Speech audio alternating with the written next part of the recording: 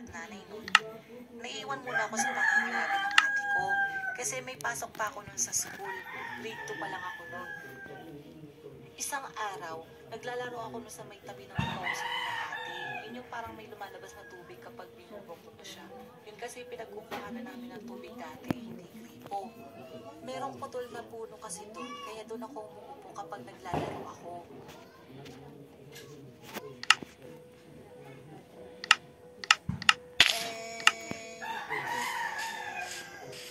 Jen? Bakit ate? Gabi na. Pumasok ko na dito sa loob. Kakain na tayo.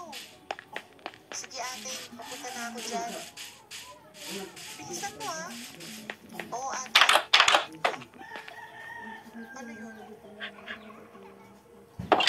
Simula noon, gabi-gabi na akong nilalagnat. Ang ipinagtataka ng ate ko nun, bakit sa tuwing gabi lang daw ako nilalagnat? Kapag umaga naman daw hanggang hapon, okay daw ako.